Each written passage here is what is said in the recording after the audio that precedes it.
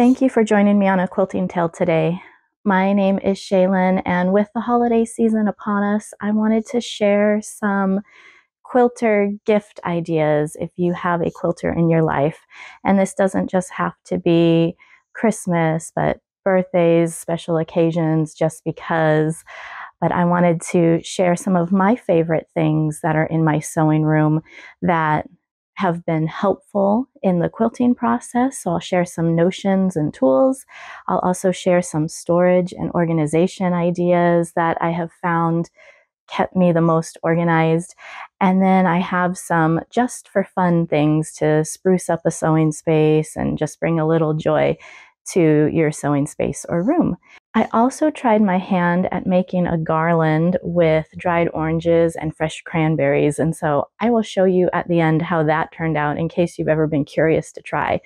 And I'll have to do a follow-up video to see how it held up after the Christmas season, but it was a lot of fun to make with my girls, and so I thought I would just share that too to get us in the Christmas spirit. So with that, let's get right into those gift ideas. Let's start with notions first, in no particular order. One thing I have found very helpful is this Blade Saver thread cutter, and this is what it looks like all stored away. You just line up the opening circle here, and there's a magnetic closure.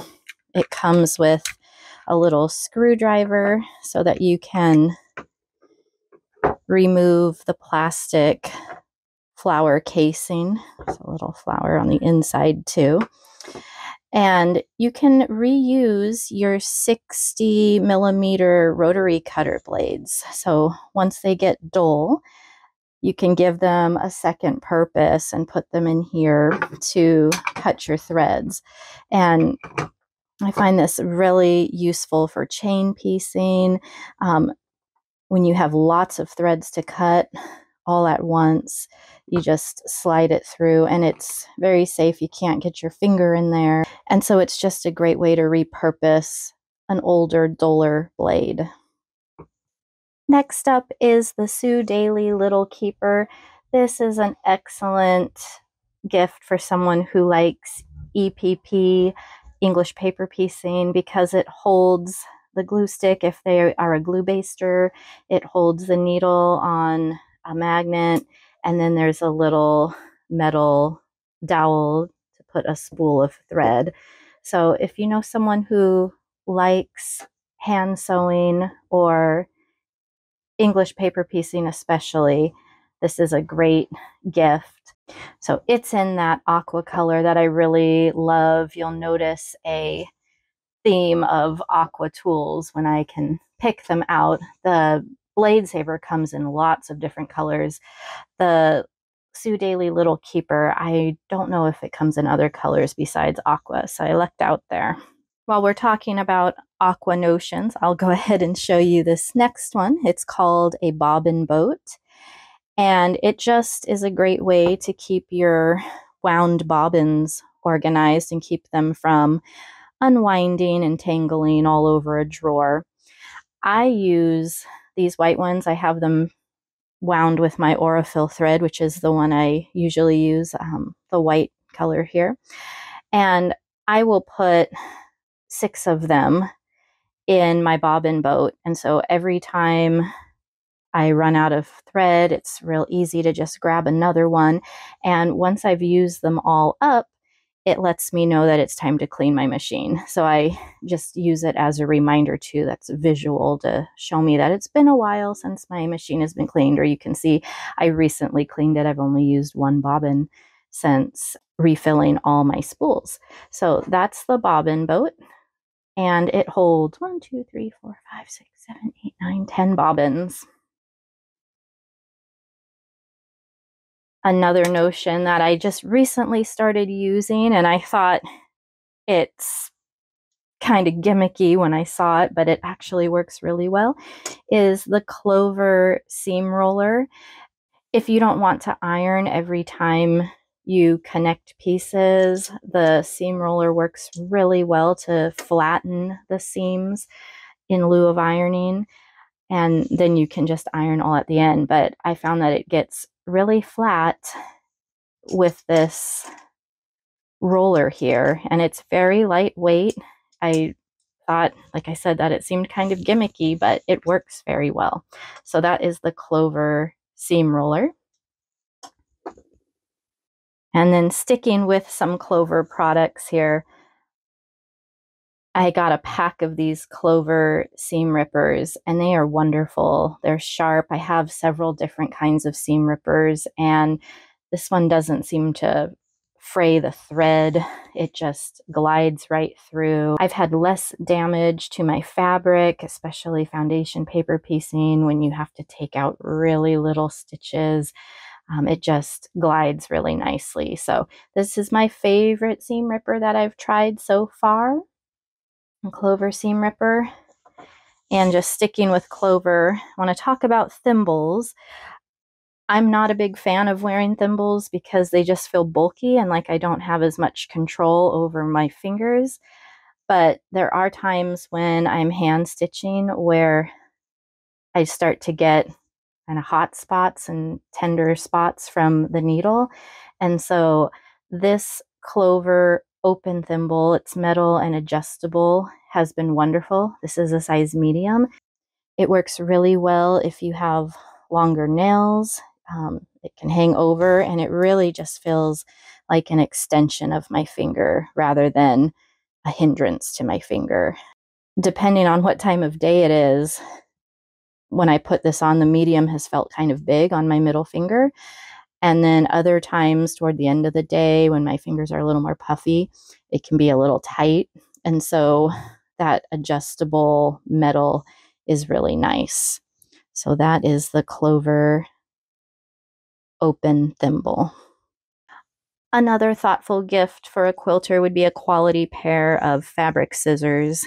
And my favorite pair that I have are my Karen K Buckley serrated scissors. They are very sharp, and then the serrated blades just grip the fabric. So especially when I'm fussy cutting for EPP and I don't want the scissors slipping around, I want the size to be exact, these scissors are wonderful. So I have the purple handle, which I believe is the medium size, and these just work really well for cutting fabric and cutting exactly where you want to cut. Another quilting must-have is sewing clips. There is a brand called Wonder Clips I know that's really popular, but there are also some less expensive ones that work really well. If you just Google sewing clips or look on Amazon, sewing clips in a tin, there's lots of decorative tins that they come in, but these work really well for holding binding. If you have bulkier seams to sew that you're afraid of bending your pins, these work really well holding them together. They're very grippy and they come in beautiful colors, just a big assortment there. And so these are definitely well used. So those would be sewing clips. And I've got to say, that wasn't even the full tin. I think they come in a pack of 100. I have some in other places. So yeah, you get a lot in those little tins. Another notion that is fun to have are these little needle minders from Flamingo Toes by Beverly McCullough. They have all kinds of them that go along with different seasons or interests or just quilting themed. And so I have 3 of them here because I like to use them seasonally. I have my little fall barn.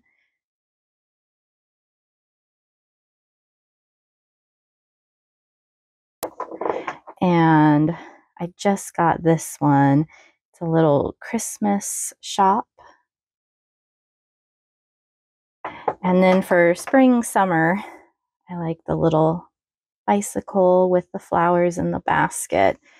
But these work really well. They have a very strong magnet you can attach to something and then use it to hold your needle. It's a very strong magnet. So when you need to set your needle down, it's perfect for that. And they're just so cute and fun to look at. So little needle minders. And my final helpful notion isn't necessarily sewing or quilting specific, but it definitely helps, especially with hand sewing. And it's a little neck light.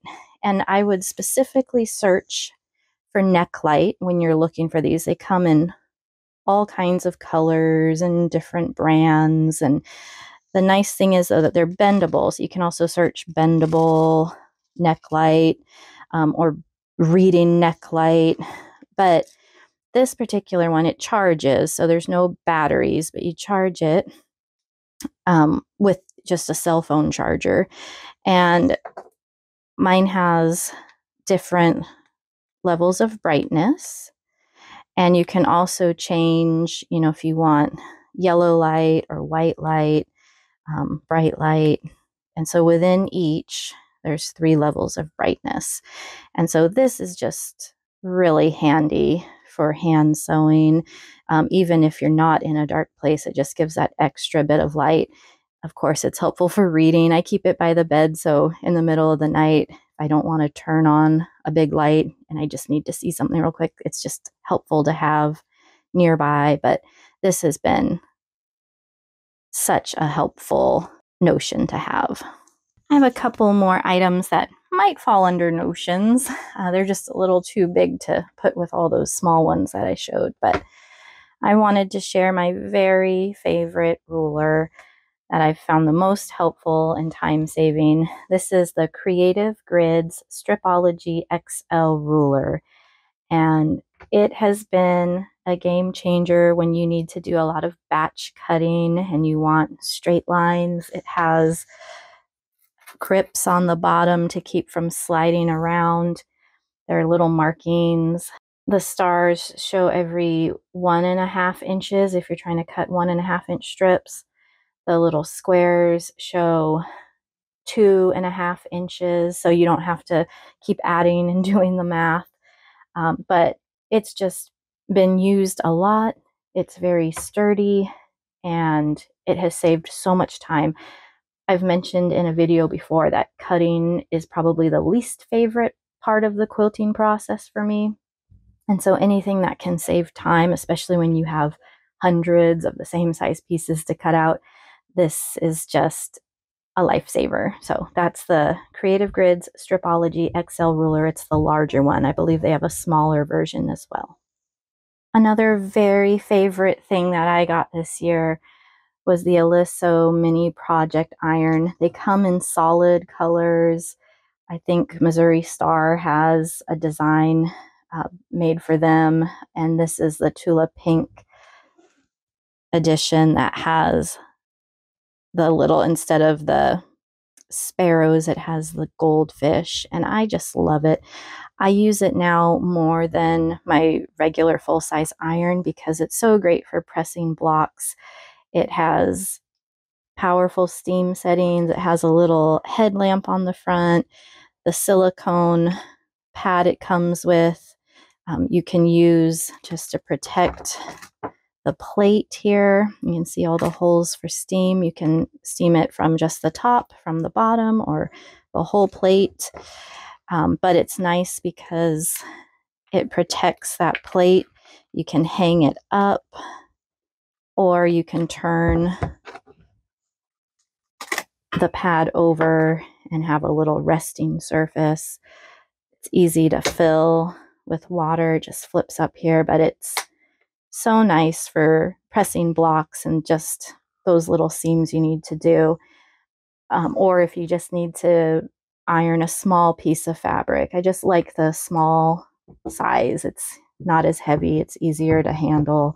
And so this has just been a favorite, and it's just adorable. I love every time I use it, the cheerful colors. It's probably the most expensive thing I'm going to show, but it's still, you can find it, at least in the United States, for under $100. I think I saw them for $85 on Missouri Star's website just earlier today. There might be some cheaper or more expensive, but again, I'm just trying to find some gifts that are inexpensive but very helpful, and so this one definitely falls in that category. Still a bit of a splurge for a little iron, but it works really well, and I use it almost daily. So that's the Aliso Mini Project Iron. So there are my favorite notions all together. Now let's talk storage and organization.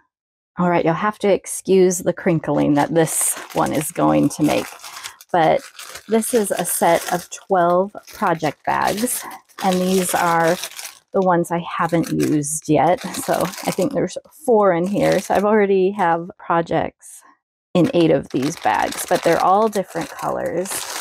And I like them because they let you see what's in the bag, but keep all your fabric and things protected. And some I can fold over like this so they take up less space. Here you can see my farmer's wife blocks that I've made so far. This is all that's left to finish my morning star blocks that I'm doing in that summer sunset quilt you may have seen a video on.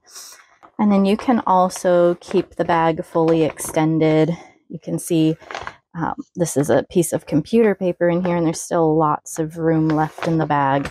So it's a really great way to keep all your fabrics and patterns organized together and keep dust off.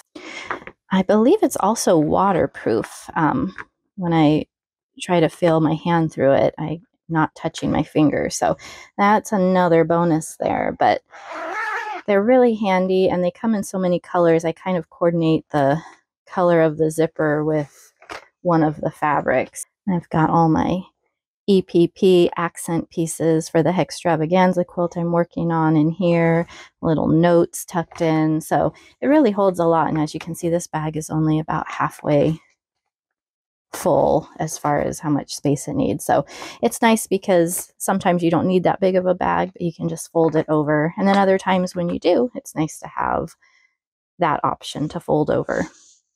And as you can see, these stack really nicely too. So these are the ones that I have fully open, and then these ones are folded in half. So it makes for easy storage as well.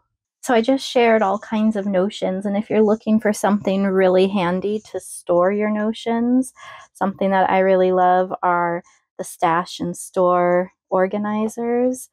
And I believe for the month of November, this is 2024, Fat Quarter Shop has these on sale as one of their notions. I have the mini. My friend gave me her larger full-size one, which is why it's not in the aqua, but you can see some of the notions I just showed you. Just push in this silicone really easily. Even have the little thimble tucked down in there. So it holds a lot and kind of molds around the items you're trying to store. And they come in all kinds of fun colors. So this is a great way to organize your notions. I had to zoom out a little bit for this one because it's bigger. This is an example of functional meets beauty, which I love to have in my sewing space. If you can find a set of jars or canisters with lids, it's a great way to store your items without getting them dusty and just keeping them all together while looking beautiful. This is a set of Pioneer Woman teal jars. I got them a couple Christmases ago, so I don't know that these particular ones are still available. I think I've seen them on eBay, but this is just to give you an idea. These little glass ornaments actually came from an artist at a craft fair, and I just, because I like that aqua and sea glass, kind of got a beachy theme here, and so I just tuck the ribbon in there when I display them. But they hold all kinds of different sewing supplies, so I keep all my Aurifil thread in my smallest jar. This one I keep the little antique wooden blocks, which I just use to spell different words for pictures that I post on Instagram. And then this one I keep all my bunny tails, or really small crumbs, I guess you would say. I use them as bunny tails or leaders and enders in my sewing machine. So I just grab a handful of those and keep them by my machine when I'm sewing. So it's just nice to kind of contain some of these smaller items in one lovely place. So if you can find a set of lidded jars that can hold small items, they can add some beauty to a sewing room. This next one is one of my more unexpected but very favorite finds for storage and organization. It's a Cobalt mini toolbox, and I got it at Lowe's. I saved the box because I knew I'd want to talk about this at some point. It comes in a variety of colors, and I think there are even more now. I saw when I checked their site a couple days ago, they have a dark pink, a lavender, pink camo, and a green camo. So there's more styles and colors available now. And I think I even saw that they're going to have a Black Friday sale on the basic colors here.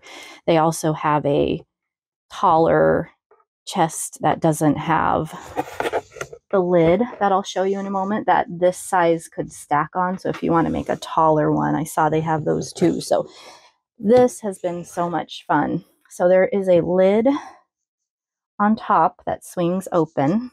Zoom it in here a bit. I keep whatever project I'm currently working on.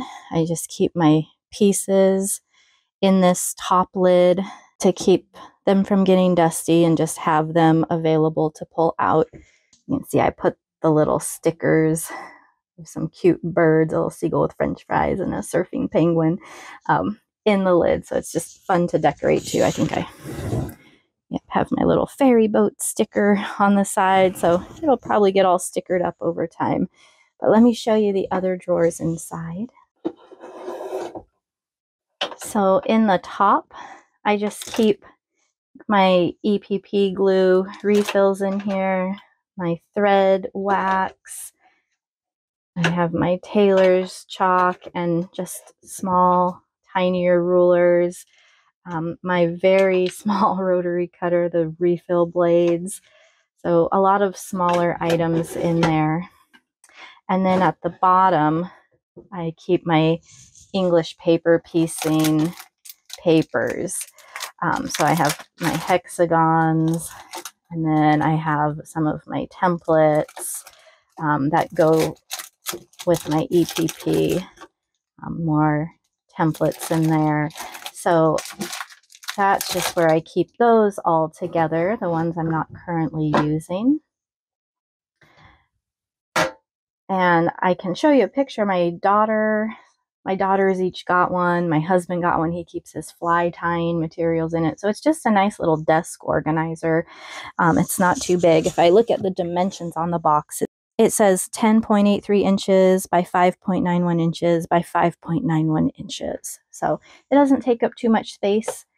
And it's really cute. You can find your color. My second favorite color after aqua is the pink. So it was fun to find this. I like it because it's really metal and it's heavy. It's not gonna scoot all over your tabletop. So it's, yeah, weighted down very nicely. I wanted to recommend a quilting book too, actually, because there's a part 2.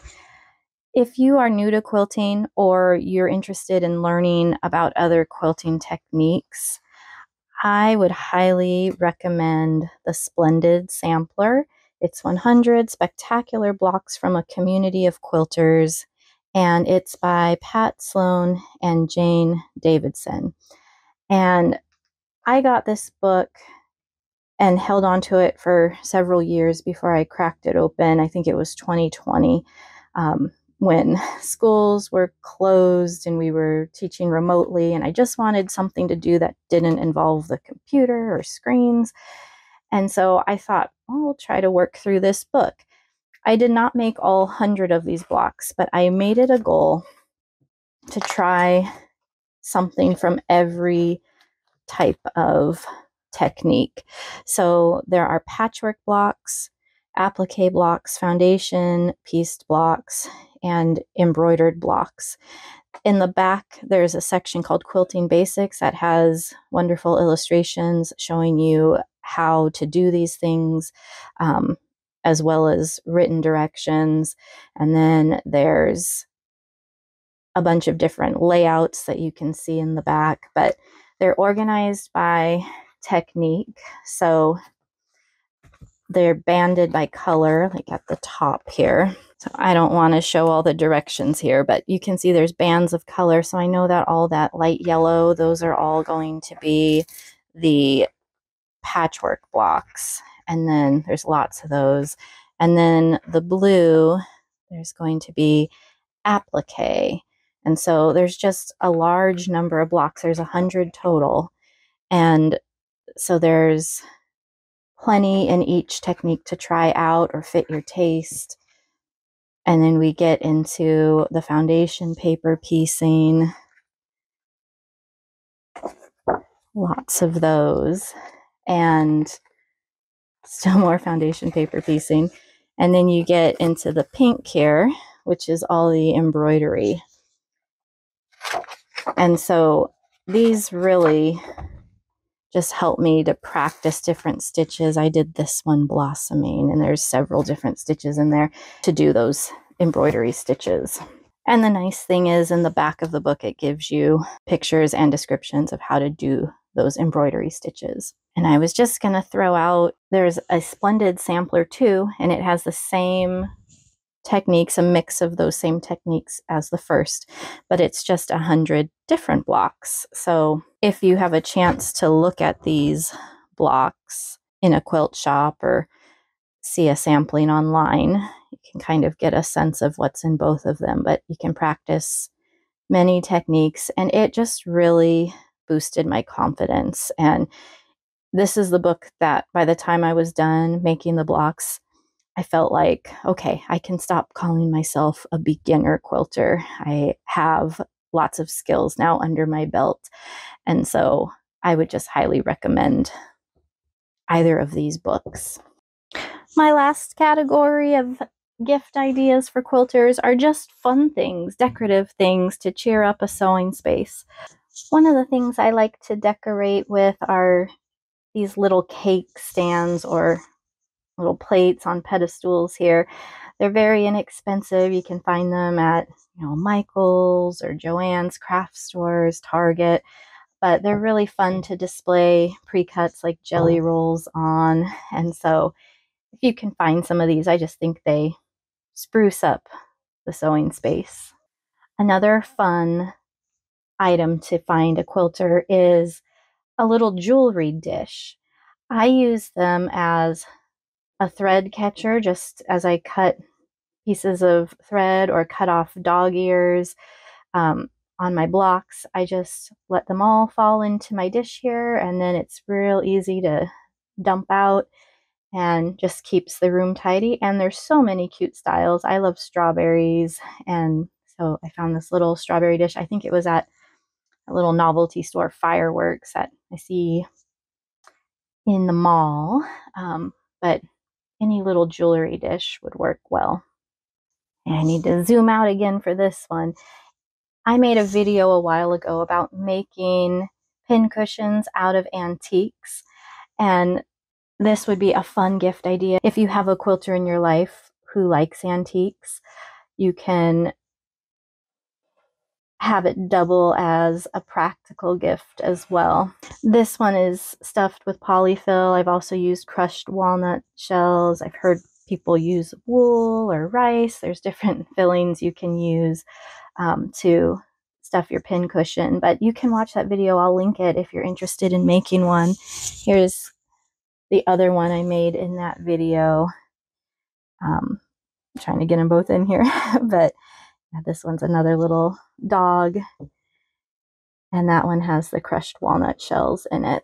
So you can definitely make smaller ones too, but these are so fun to display on my sewing table. They make me happy every time I look at them. And speaking of antiques, if you can find any other kind of sewing themed antiques, that would just be nice to set on the desk. This is a sad iron. I mentioned I like sea glass and the aqua color, and so I get these little, I don't know, they're floaters or these little baubles. I'll have to look up the actual purpose of these. They're little glass sea balls or floaters, but they're just that pretty aqua blue glass with the rope all around it. And I see these in antique stores all the time. So even though it's not sewing related, it's the color that I love, and I just like to display it on the desk. So anything that you think your quilter friend would enjoy seeing, antique stores are great places to find something unique. Another gift idea would be a candle. If you know what your quilter enjoys for scents, and if they're not bothered by fragrances, a candle with a beautiful jar that can double as a storage container after it's burned is a great idea.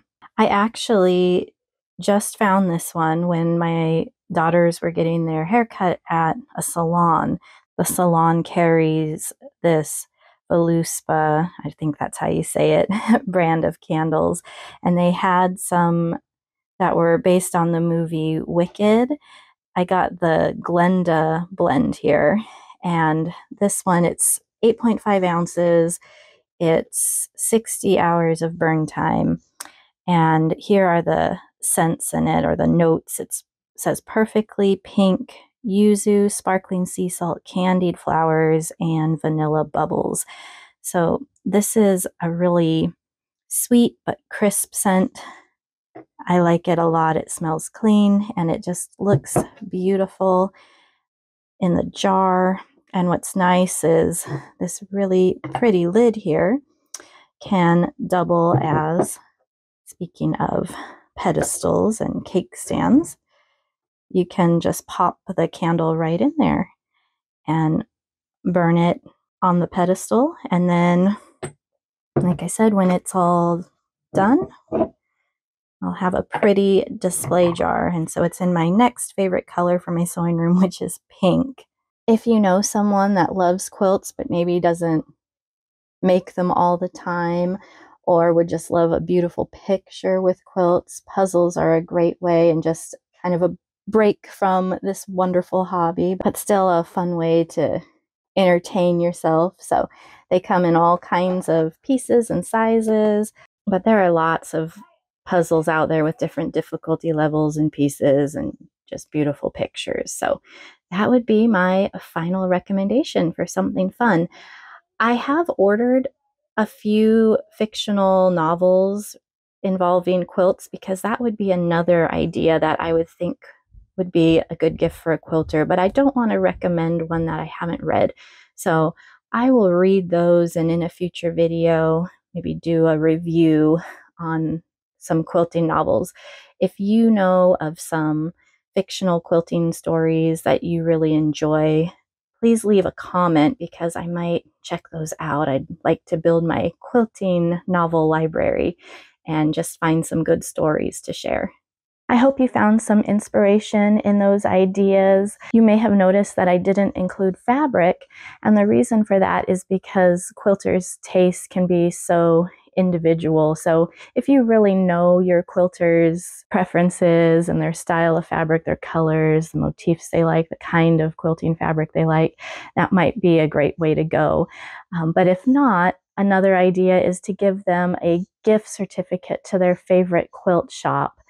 And you can load a little basket with a bunch of those notions or small items like the ones I shared in the video, and they can pick out what really speaks to their heart. So that's just one more thing you can do with all these little items. But I mentioned in the beginning that I made an orange cranberry garland, and so I want to show you how that turned out. And I'll go through the process of how we made them. So I'm going to say goodbye here. If you enjoyed this video, I always appreciate a like and subscribe if you haven't already. I hope you have a wonderful Thanksgiving, a Merry Christmas, and I will see you soon. Enjoy. I started with 3 medium-size oranges, cutting them as uniform as I could, about 1/4 inch slices. Some of them weren't quite full circles, but I still used them. One recommendation is to paper towel pat them just to get some of the juice out, but I just spread them out on a wire rack like so and put them in the oven at 200 degrees. If you can do less, that's great.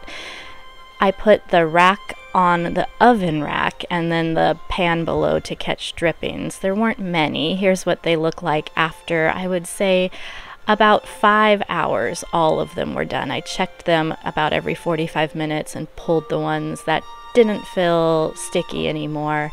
And so I knew they were all ready when they weren't sticky. So it took about 5 hours to get all of them done. Next, I took a piece of thread about 6 feet long. This is just some hand quilting thread. I doubled it over so that the garland would be about 3 feet long, and I did a double knot at the top several times. I just kept double knotting it, trying to make sure that with every knot I added, it was landing on the original, so that I just had a big knot and the cranberries wouldn't slide down or over the knot. And I didn't film tying off the end, but it's very similar. I just tied the ends in a double knot and kept going over it, knotting it over and over to just make sure I had a really thick knot on both ends.